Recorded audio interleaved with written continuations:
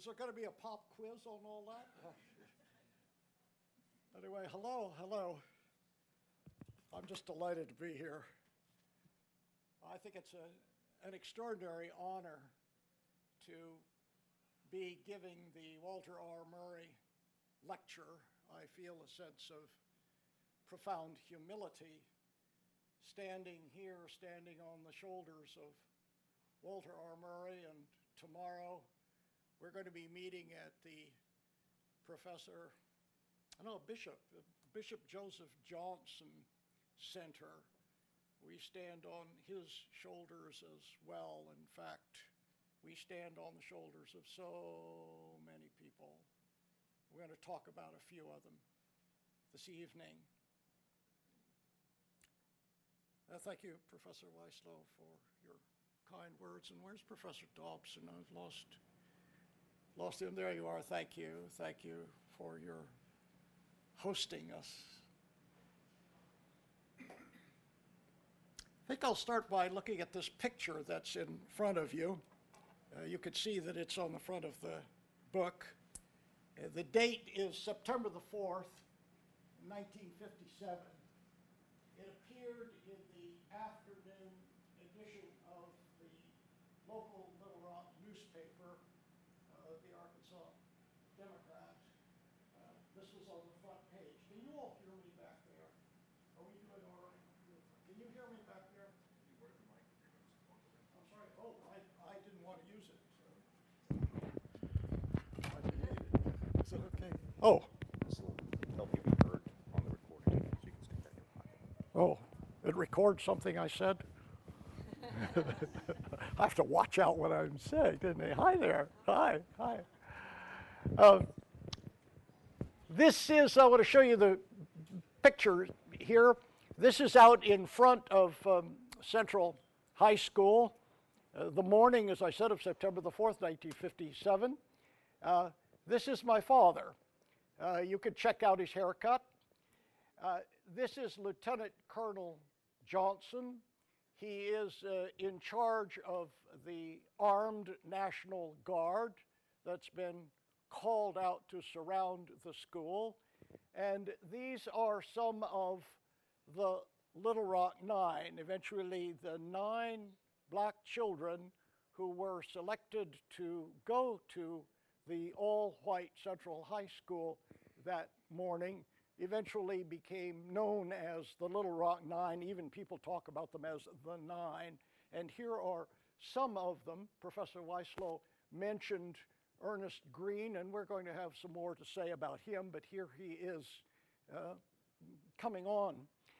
I'm going to sort of tell you how we got to this moment in the Little Rock story. In fact, I'm going to let my father tell you how we got to this moment. My father died 31 years ago. Just before he died, in Berkeley, where we live, and just before he died, I realized that here was a man with a legendary memory. I mean, it really was. As a college student, he was a legend for this memory that he had. And here he was with this whole story and all these people in his head, and pretty soon he wasn't going to be with us anymore, and he was not a writer. So I thought, let's see if I can't sit down with a tape recorder and get him to tell us the Little Rock story from his point of view. So for a period of time each day, I would go over to his house. He and my mother lived in this little cottage in Berkeley, and we would sit down at a card table, and I would put the tape recorder on a chair, so you couldn't see it. Tape recorders, they have wheels that turns. It makes you nervous if you're talking. So I'd put it on this chair, and then he would sit on one side of me, and my mother would sit on the other, and I would sit down, and I said, we started off. I would talk to him for about 2 hours each morning, and then he'd get tired, and I'd get tired. Well, the first morning we sat down, and I said, okay, Dad, September the 4th, 1957, when did you get up? What did you have for breakfast? Where did you go? Who went with you? Who was there? What did they say? What did you say to them? You got the picture? And so 2 hour by 2 hour by 2 hour segments, we walked through the whole academic year 1957-58. That's the big story. And that's the story we're going to look at today. And I wanted to let you hear what he said about what you're looking at here and how he led up to that.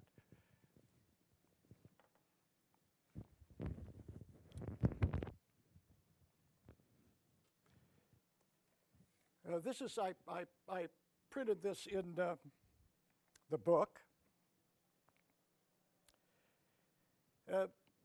At the breakfast table at that time, I wasn't there, I should say that to you. I was not there in Little Rock at this time. I was a graduate student at the University of Munich, so I wasn't there. Then I had a brother who was 1 year younger than I, and I have another brother who's 3 years younger than I am, and he's sitting over there watching me to make sure that I tell the truth. Anyway, and in between him and me, we had a brother whose name was David. And I was the oldest. We were actually 4 boys. I was the oldest, and then came David, and then came Jonathan, and way later a little boy called Paul. And so I could beat up David pretty good all through high school. But then he went off to college, and David shot up. He got to be 6'1", and he started lifting weights, and I don't know what all. So when he came home, I didn't mess with David anymore. But, so you know about relationships between brothers, or no? Okay. Well, anyway, that's the way it was.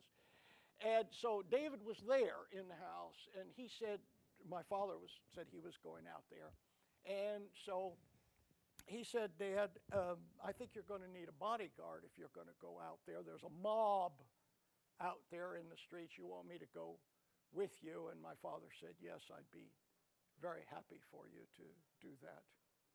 And the way they got to that point was the following. So David is out there. He's actually, my brother David, he's standing over in here. You can't see him. He's standing there.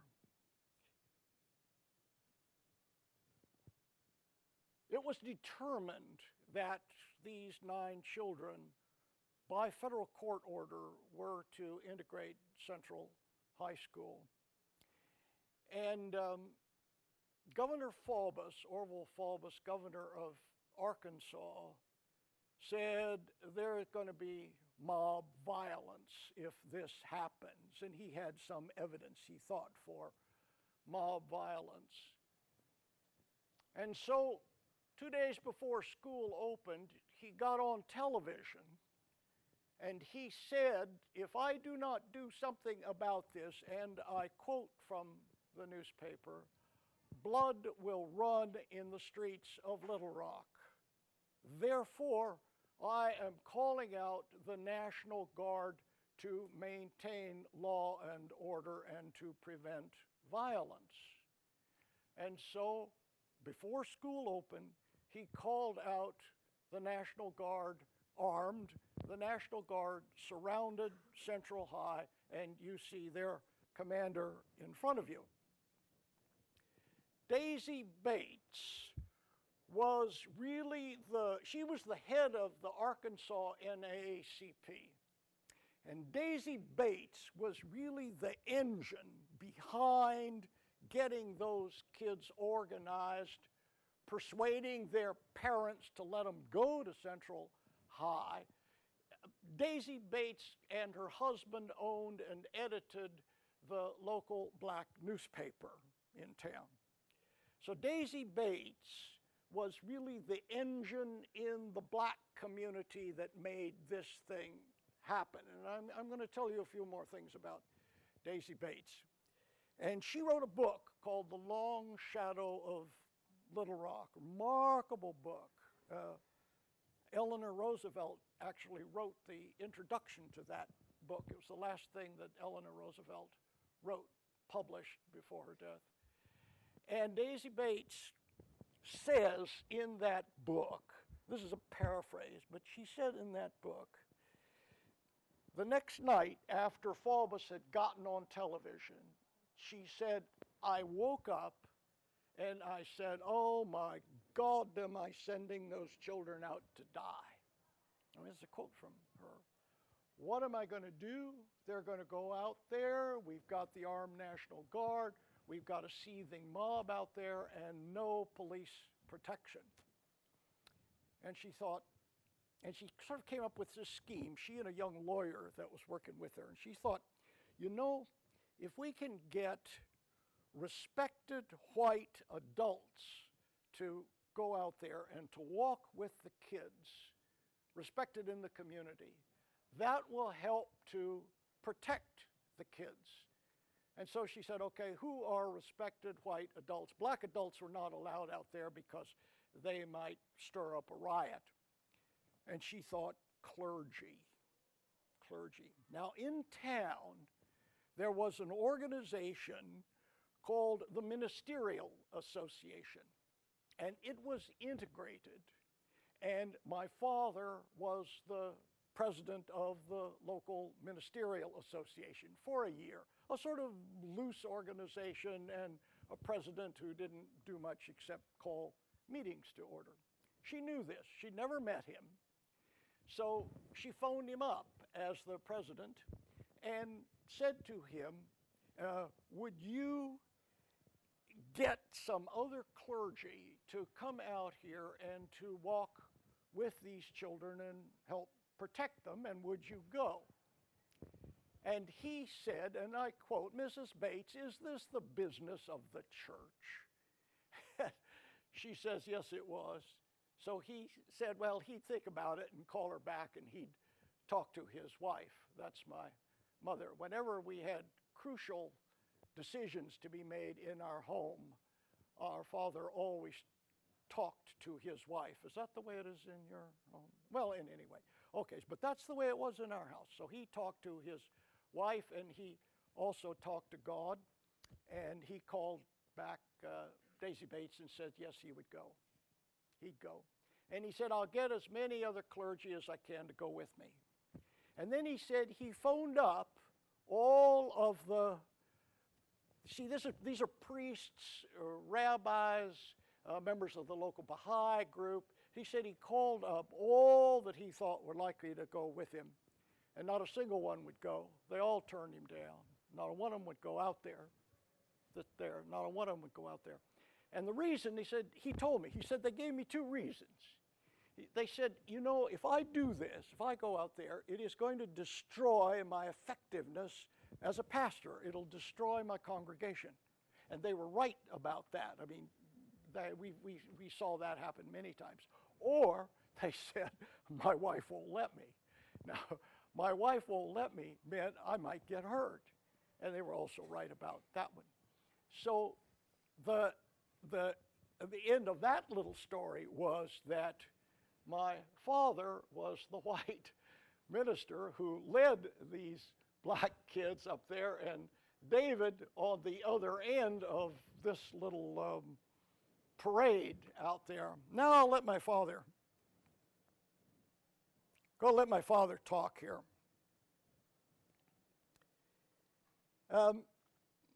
The two of them, I'm writing at this, the two of them, that is David and my father, they drove the Chevrolet over to 12th and Park, the meeting place designated by Daisy Bates, 2 blocks from Central High, and the hour approached 8. The group straggled together and they milled about. With them was a young black lawyer who came. They all stood around silent, looking at each other. My father then described the scene. Are you with me? Am I clear and loud enough? You all in the back row. All right. Anybody asleep back then? Okay. My father described the scene. He said, I can't say the children looked afraid. The word I would use to describe them is thoughtful. They looked just like any boys and girls of high school age, fine, clean-cut youngsters. And I felt a great compassion. That's a key. I will stop there for just a minute. I started this whole book really with a big question. My father was always a sort of an enigma to me. And I said to myself, and I wasn't there during these events, and I said to myself, why did he do what he did? Why did he do this? And what made him tick? So in a sense, this book is really a father-son book. It is a book about a son's search for his father. Got it? And one of the things that I discovered about him was this: I felt a great compassion, that very often in life he was almost overwhelmed with a sense of empathy toward people that he was looking at, people in trouble, people suffering. He seemed somehow not just to feel sorry for somebody else, but psychically he would sort of walk in their shoes. Am I making sense, or am I off on some planet, some place? So when he said to me, I felt a great compassion, I think he was really giving me a key that I was looking for to what made him tick. He goes on. He says, I had an impulse to throw my arms around the boys and girls, and I thought, they're so much like the young people in my church. They're so much like the young people in my home. And I thought how I hated to see them go out there and face the mob. And one of the Negro men came over to me. He referred to black people then as a Negro man. That was an honorable term. He said, one of the Negro men came over to me, probably the young lawyer who was with them. And he said, well, Reverend Ogden, are you and these others, you going with us? And I said, well, I don't know. And he said, well, you know, at 8:10, we're going to start marching. And everyone was silent. And I thought something should be said, being a minister, I guess. I didn't actually offer a prayer, but I said, now, young people, you're doing something this morning that takes a lot of faith and a lot of courage, and I believe it is the right thing to do, and I believe that you are opening the way for many other young people to go to school together. Now, we don't know what that mob is going to try to do to you, whether they're going to try to do anything, hurtful or not, we don't know. But we know it is a very bad situation. And I want you to remember your own Martin Luther King and what he said about nonviolence. And there was a man named Gandhi in India. He had the same idea, and he helped to win the freedom of his people. And of course, there was one whom we called Jesus Christ. And it is written in the scripture, when he was reviled, he reviled not again. About this time, a Negro came over to me, and he said, I think it's this young lawyer, he said, it's about 8:09 now, are you going with us or not? And I said, I don't know. He said, Reverend Ogden, isn't it about time you made up your mind? And then, I can say it more in retrospect, this had the effect of making me feel that, yes, I had to make up my mind whether I was going all the way from here on. And then I had a very strange feeling. And this is the kind of thing that we describe as something of a prophetic experience. I had the really strange feeling, as clear as day. I felt, this is right. This is what I should do. There was not the slightest doubt, but that I should do it. I ought to do it. And I felt that this was the will of God for me. And every bit of fear just drained out. "All right," I said, "we will go with you." My comment. And in that moment, my father made a choice. That little moment, he made a choice. And that choice would change his life. And it would change the course of education in America. And so he turned and he began to walk down Park toward Central High. And he did not look back. The little band followed along, 2 here, 3 there. My father led out, then the black students, and then David. He walked. Inside him, the turmoil had suddenly come to rest. People down the street spotted this little group, and they surged forward.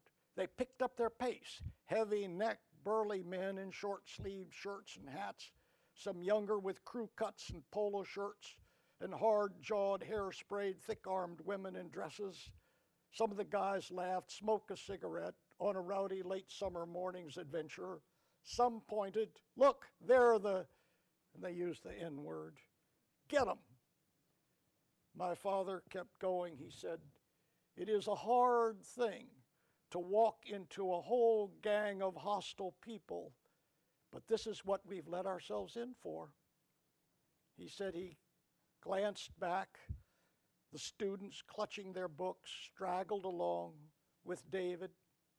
Every 3 feet on the right, they passed a soldier, rifle at the ready, hard-eyed, helmet low, back to the school, on guard. The mob force would confront them right in front of the school.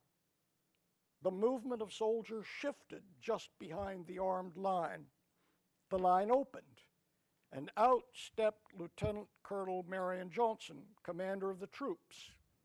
Tan shirt with oak clusters, a heavy helmet hooding his eyes, middle-aged, beginning double chin, a mouth set for giving orders, a thick white nightstick in his grip. He stuck the baton at Carlotta Wall's stomach, at Ernest Green's chest. An aide, rifle up, stood beside him. David, over to his left. My father stopped. The group collected in front of Lieutenant Colonel Johnson, and the mob closed in a half circle behind the children. Silence. "Are you here to see to it that these children enter this school or to prevent them from entering?" My father spoke in his resonant pulpit voice, shaping the kind of formal formulation that he used in public. He wanted everybody to hear. He wanted witnesses. He wanted no ambiguity. Under the protection of the National Guard, he felt relief for the children, and he felt safe from the angry rabble pressing in behind him. "The school is off limits to these people," said Lieutenant Colonel Johnson, shoving his nightstick again toward Carlotta Walls and Ernest Green and Gloria Ray in front. "Does that mean that these children cannot be admitted to school?" "Yes, that's what it means." The black lawyer stepped in. "We understood from Governor Faubus that the soldiers are here to keep the peace for law and order." Lieutenant Colonel Johnson said, "During the night, my orders were changed by the governor." And then something happened that my father said he never understood. Lieutenant Colonel Johnson and his aide turned on their heels and marched back to the safety of the campus, the line of soldiers opening for them and then shutting, leaving the black students at the mercy of hundreds of hostile white people. My father said, the silence was so thick you could cut it with a knife. And then he said, "I brought him in here, and now what am I going to do?" And he said, "I thought there must be some way. There's just got to be some way. How do you get through hundreds of people who are all around you, hundreds of them just standing there, looking at them? How do we get out of here?" And then I saw 4 men with cameras, and I presumed they were newspaper photographers, They all carried this big black Speed Graflex. You know what that looks like? It has a flash bulb in it about the size of a light bulb. They're all carrying those. And on impulse, more than anything else, I turned to them and I said, "Gentlemen, I'm sure you realize the time has come for these young people to go back to their cars and return to their homes, and I'm going to ask you, please, to make a way for them." And they started backing up, heel on toe, these four men, and the mob back of them, which was much more important. And as they backed, a little narrow path opened up, and I said, "Go on, go on." And the children started walking single file, all our little party, and we just kept on going. And I came out last of all, and I was afraid to look back because, you know, I thought if I looked back, it might provoke the mob. So I just kept going, going, going, and I never looked back. And we were not followed, and we were not molested. And we got the children in the cars, and Mrs. Bates took them at once over to the school board, and I returned to my home. The next days, the reaction in my church and among my fellow ministers was not friendly. At first, my associates seemed more puzzled than angry. "Dunbar, why did you do it?" a fellow pastor asked me.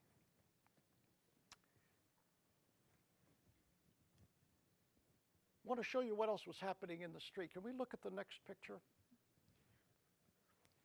This is a picture that all of you know. Am I right about that? Do you all know this? Is this a familiar picture to all of you?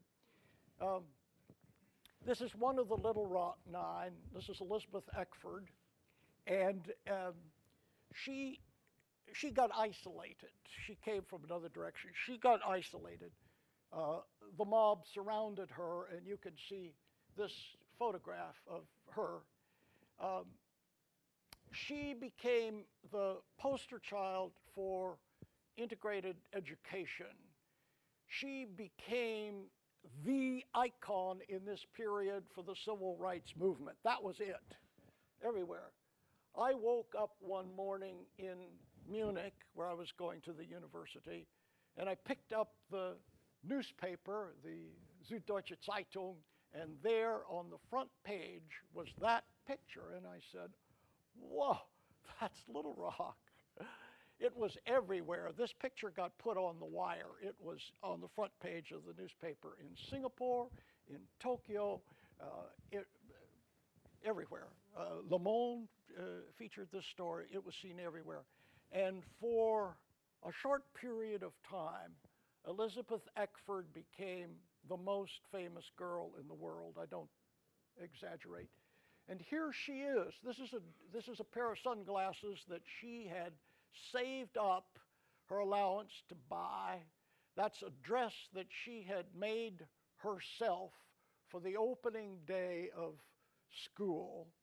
My freshmen in my class at Cal tell me that the most important thing on the first day of going to Berkeley school is not your books, it's not your classroom number, it's what you wear. Have I got that right? Do you all recognize that? It's your clothing. It's not only your clothing, but you've got to have, you know, the right, what do you call them, labels or something? I don't know, what are they called? Nike or whatever. Absolutely right. Same here.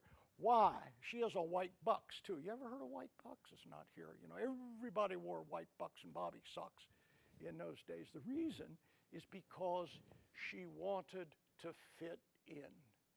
And that's what every one of us in this room wants. When we walk into a group, whatever the group is, and the most difficult group to walk into is a new school where you don't have any friends from the past. And what do you want? You want to fit in. So this is the first dynamic of these kids going to this school, and look at what they're facing.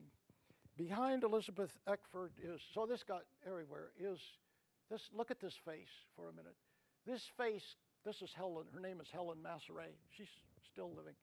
Helen Masseret, that face went out. Can you imagine? I mean, she's a teenager. She's sort of overcome with the moment or something. That got sent out also all over the world.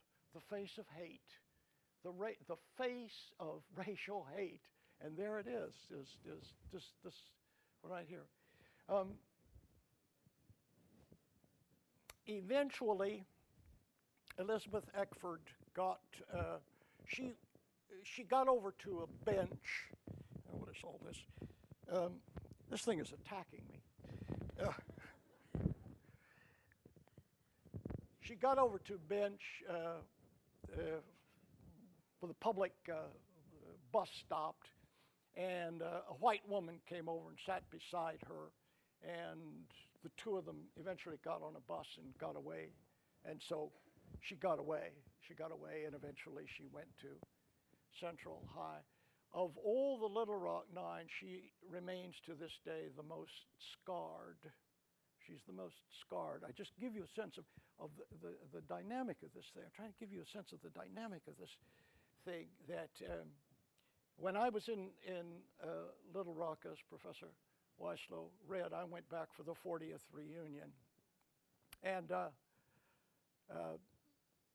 I'll try to tell you the story.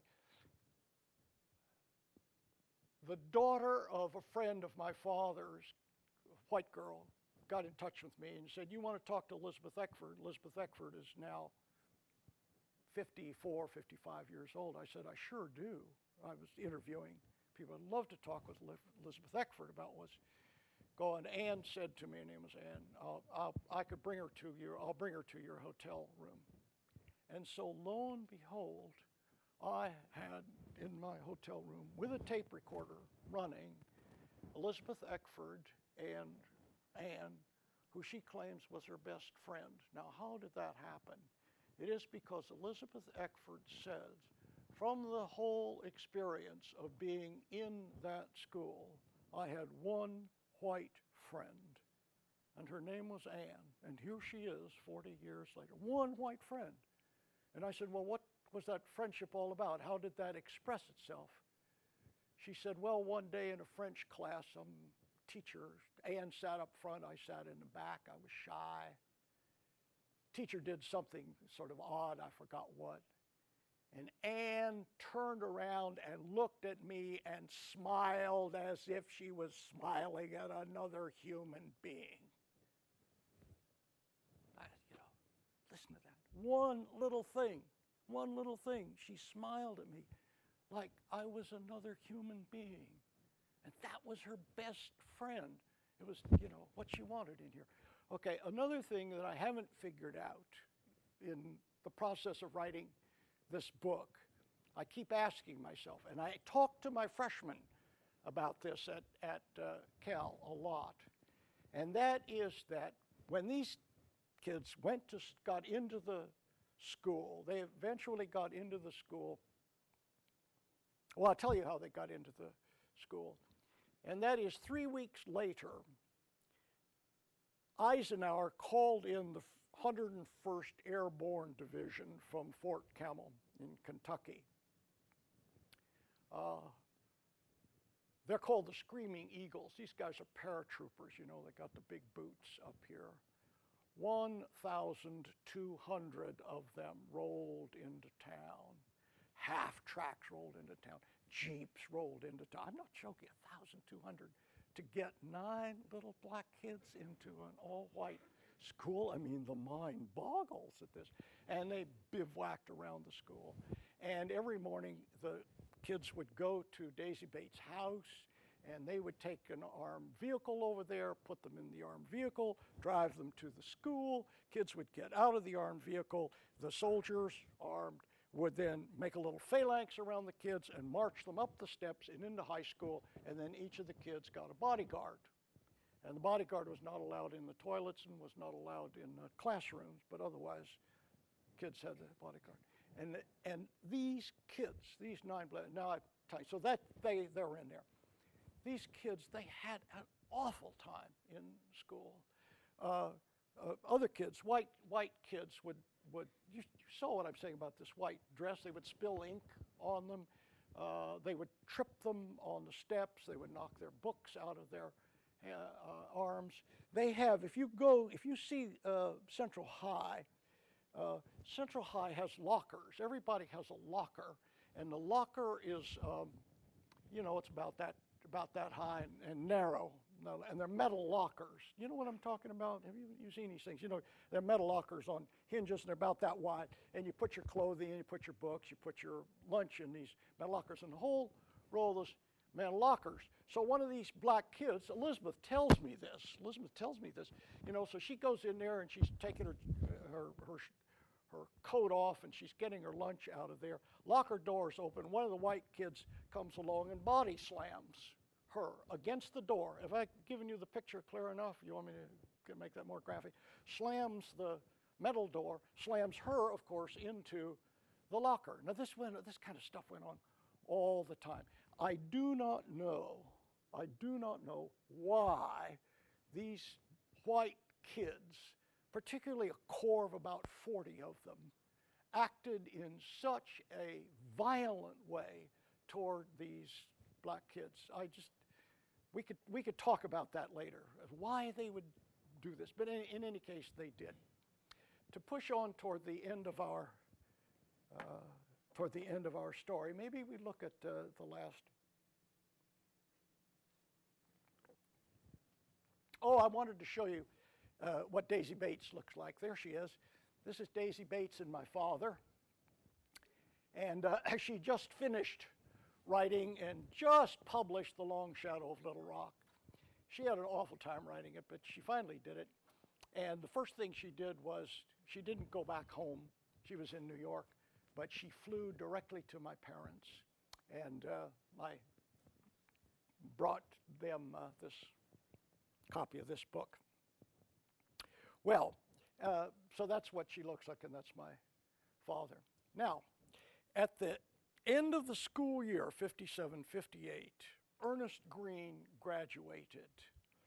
And I think we'll finish with this story. How are we doing with our time? We've got about another, say, 5 minutes or so. You tell me. Okay. Well, I'll just tell you the graduation story with Ernest Green. So Ernest Green graduated. He entered as a senior. You see these 9, some of them were freshmen, some sophomores, some juniors, and then Ernest Green, who was the senior. You remember him? I showed you Ernest Green. Okay, so he graduated, and this was in May, and my father knew who the youngish, middle-aged Martin Luther King was. This is 58. So the great Selma Montgomery March had not yet happened. Is that familiar to all? The Montgomery bus strike had happened. That was 1956. And Rosa Parks was the woman who sat in that bus. You have a Rosa Parks, is it a boulevard or Rosa Parks Boulevard here? Great. I mean, there are some great people in these stories. One of them is Rosa Parks, another is Martin Luther King, and another is Daisy Bates. Well, these things had happened. The bus strike had happened. The Selma March had not happened. So people didn't know, most people didn't know who Martin Luther King was. I mean, it's hard to imagine, but he was just getting started. But my father did. And he and Daisy Bates also knew who he was. My father, you see, and Daisy Bates were collaborating all through this thing. They were giving each other courage. My father working in the white community and Daisy Bates working in the black community. They were giving each other courage. It's an amazing thing. And sort of like a Van de Graaff generator. You know what that is? You know, you've got flashes of lightning. That's what was going on between them. So my father called him up. He would do stuff like this, my father would. You know. I'm not that, I don't have that much nerve, but he did, the old man. Anyway, so he called him up, and he said, now look here, this is the first black student to graduate from the first major public, white, now integrated high school in the South. This is a milestone on the path towards civil rights. it is going to change the course of education in America.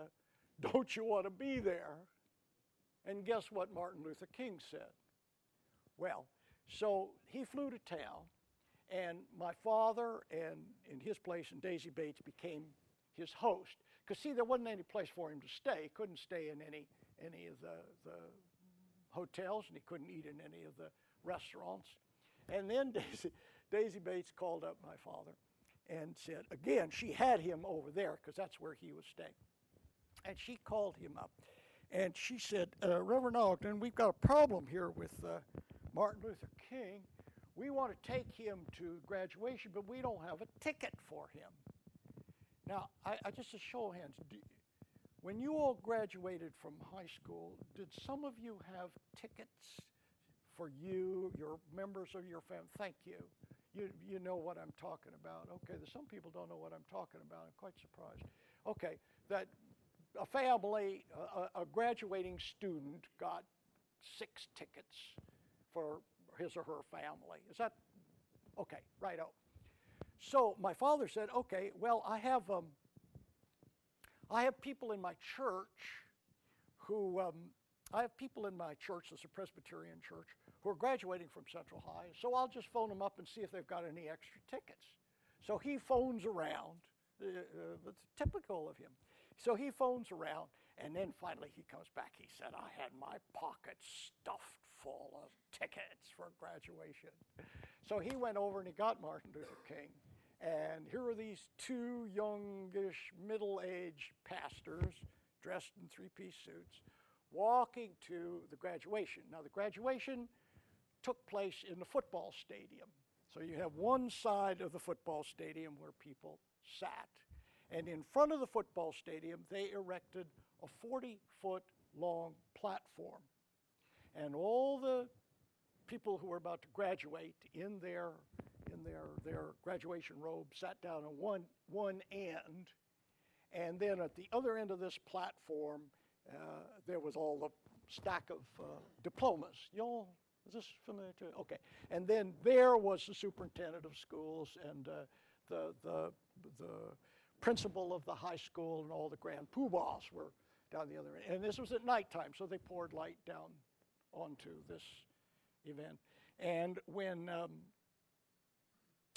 Ernest Green sat there, they slid the chair over just a little bit, about 2-3 inches from the other chair beside him, just so the other person didn't have to sit too close to him.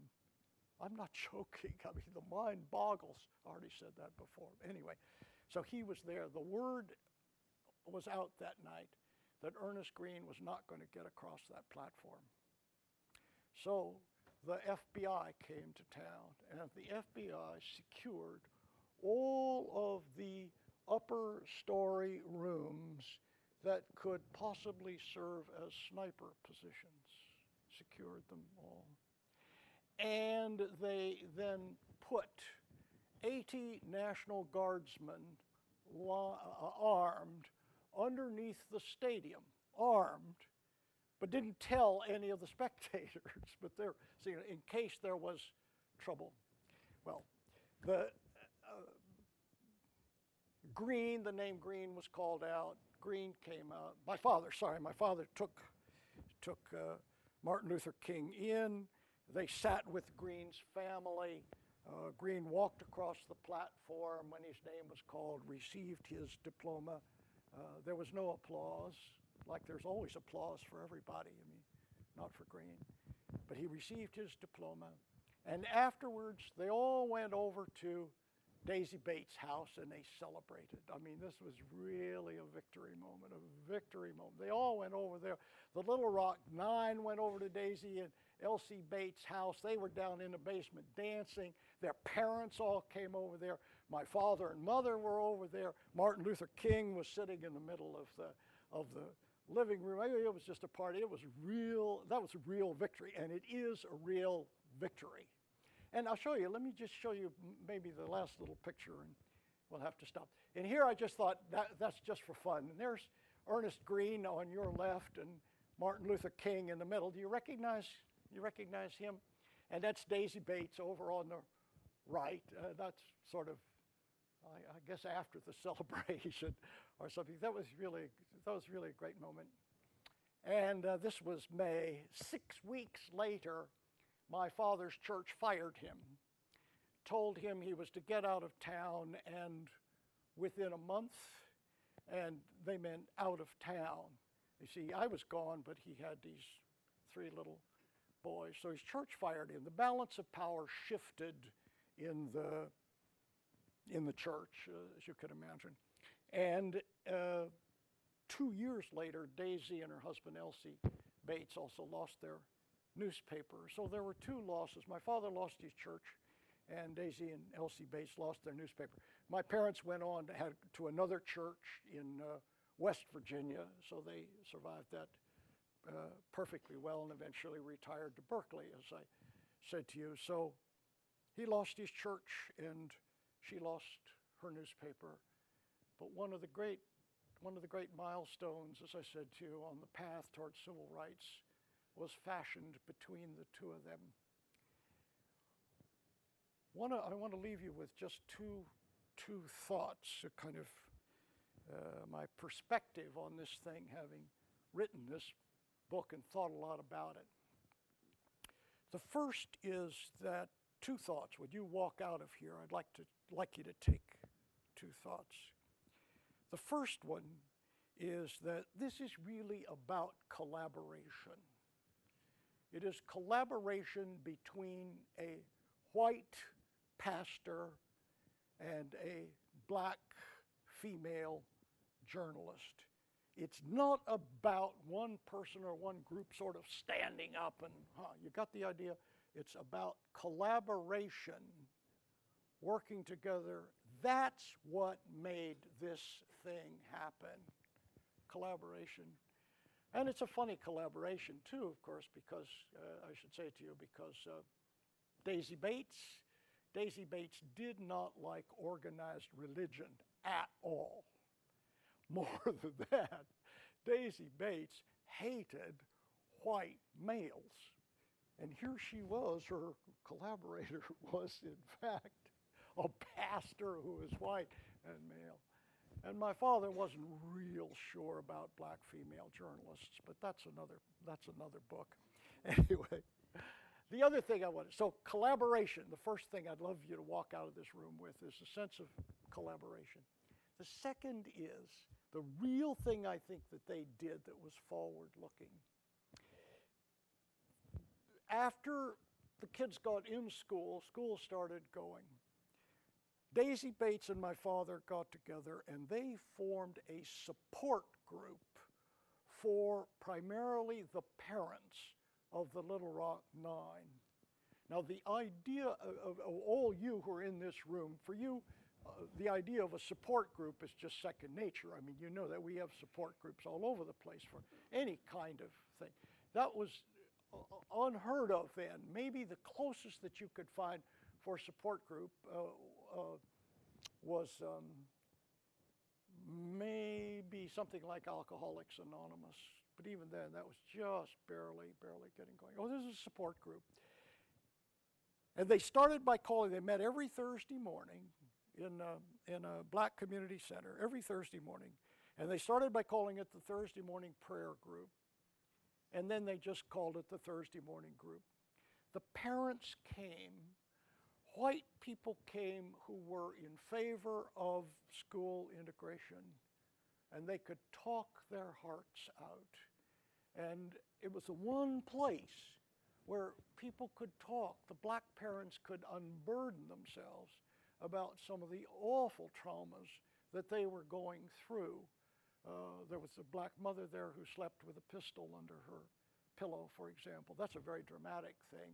Worse were black parents who were ostracized by their own community because other black people said, what kind of airs are you putting on? You know, you send your children to that highfalutin school over there. You're not one of us. So many of these parents were ostracized by the black community. All of the Little Rock Nine had at least one parent who was fired. at least one parent was fired. Many of the women in there, black women, worked as domestics for white women. And a white woman would say, well, Mary, I hear your Minnie-Jean is going over here to that white school. And she'd say, yes, ma'am. And she'd say, well, Mary, I don't think we're going to need your services around here anymore. Y'all got that picture? Happened all the time. All of them had one parent at least who was fired. This went on. The support group is the second idea that I'd love to have you walk away with, forming a support. That was the one really forward-looking thing that I think these people found. All right, I think we need to stop there. Really, thank you so much for coming here. I really.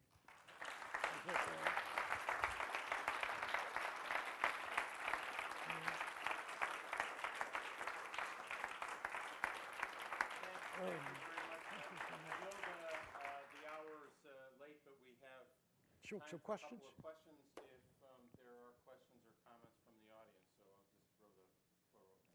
During your research, how were the black nine chosen? Say it again. Do you During know my how they were chosen, the actual nine that were chosen?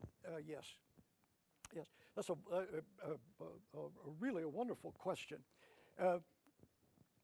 Alan's question is, how were the nine chosen?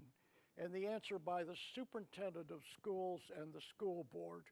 And they were chosen, and you couldn't say this in public, they were chosen for their stability. That's my word. They were chosen for their stability, that they could stand it. So they were not chosen because they were outstanding scholars. They were okay. They were not even chosen because they didn't have health issues. Thelma Mothershed had a heart problem, right? But they were chosen because they thought, as I told you, because they could probably put up with some of what they were about to face. But they couldn't say that in public. So I'm reading between a lot of lines, asking myself exactly the same question, Alan. I asked myself, yeah, I think that's it. That's it. Were there other things? Is that your babysitter? She has the cutest little children that you've ever seen. 2, 4, and 6? Yes, well, 1, 3, and 6. All right. Anybody have any other questions you want to ask? Yeah. I'm interested to find out what happened to the 9. Oh, How did their lives continue? How did they make sense of this experience? yes. That's just a lovely question. Thank you. What happened to the 9? I'll put it that way. What happened to the 9? That was a part of the book that got taken out partially by accident. I really want to put at the end of the book. You know how you come to the end of a movie about, I don't know, bank robbery, and then it says what happened to, Babyface Nelson. Well, he spent X number of years in prison, and okay, right happened to the 9. First of all of the 9, every one of the 9 graduated from college. Everyone graduated from college.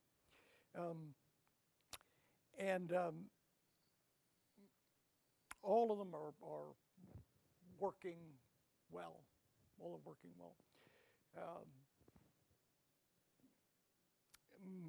Melba Patillo Beals has written a couple of books. She's a journalist. The one that many of you know is called Warriors Don't Cry.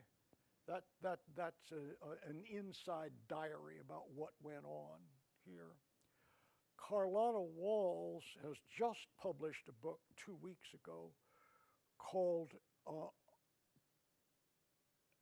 A Mighty Long Way. And that's also primarily about her experience, Mighty Long Way. And the 1st of October, Terrence Roberts has published a book, which I have not seen yet. It's the 1st of October was the publication date, called Lessons from Little Rock. And that would be worth looking at to see. He has a PhD in psychology. Ernest Green went on to become Under Secretary of Labor in the Carter administration. Minnie Jean King, some of you have met Minnie Jean King, have you not? She also, yes, right, she also worked in the education area in the Carter administration. Isn't that correct, Frank? Yeah, right out. I'm just telling you. So, yeah. Is there any other question I can answer? Yeah. Do you have any stories about the families having reservations about their children being involved? I'm sorry. Say it again to me. Did you have any stories about their families? Their families. Their families, the kids' families, having any reservations about the possible consequences? I'm sure there had to be at least one or two parents. Do I have any? I'm sorry. Do I have any stories? The question: do I have any stories about the reservations, the hesitation on the part of the parents for letting these kids go to school? Beautiful question. Thank you. First of all, the answer is yes, big time. First of all, the reason that these children wanted to go to that school was because they wanted to go to college. It's not about going to some highfalutin high school so they can have the privilege of sitting next to Whitey. Just wipe that out of your heads. I mean, that's just such nonsense. Not at all. My father, I'm coming around to you there, my father counted 50 courses offered in white Central High that were not offered in black Horace Mann High, which were prerequisites for getting into the better colleges in the North and the Northeast. And that's what they had their eyes on. Every one of them. I've talked to them seriously about this. You with me? So they're going there because they wanted to get into college, and for different reasons they wanted to go to college, but they wanted to go to college. Their parents, they very often did not tell their parents what went on in school. Elizabeth Eckford said to me, she said, all my parents knew was that there was just a little pushing and shoving. I mean, that's a quote. All they knew was there was just a little. She didn't tell them anything about this body slamming into the grating of these lockers. So parents did object when they found out what was going on. Some of them did. Some of them just had a real difficult time with that. And there were some who eventually came around, as you would expect. But they really suffered a lot. Have I answered your question pretty well? Anybody else have a question that I can? Sorry. Thank you. I was wondering if your father ever used his pulpit as during the 6 weeks after, between getting fired and the event, to appeal to his congregation's sense of morality or Christian principles. Well, yeah, you think deeply, don't you? The question was, did my father, after having gotten fired, for instance, or before that, if I'll just add that on, did he ever use his pulpit for an appeal to some sense of morality on the part of his congregation? And the answer is, he, in his church during this whole time, I have all of his sermons for this period, and it's really a remarkable document that lies behind this, where I see what he's doing out in the streets, and then I see when he gets up in his pulpit what he's going to tell his people. That's pretty interesting. The way he did it was he spoke to them in what I called in an oblique way. In a sermon, he never mentioned Central High School, Little Rock 9, Governor Orval Faubus. He would never say those things. He would choose very carefully passages that illustrate moral behavior. For example, I mean, at one point at the beginning of all of this, he preached a series of sermons on the teachings of Jesus. And it does on teaching of Jesus. And he would never go on into. At the end of this, he preached a series of sermons on the actions of Jesus because he had become an action man. And he thought you needed to go and take an action. Am I answering your question pretty well? So that's the way he was doing it. In the pastoral prayer, he would then say, pray that God guide our leaders, the leaders of our schools, the leaders of our state, the leaders of our nation. That's what he would say in pastoral prayer. And he would put that kind of thing in the bulletin. It's a very particular style. Did I answer your question? Yeah. Will you all join me in thanking? Oh, well, thanks to you.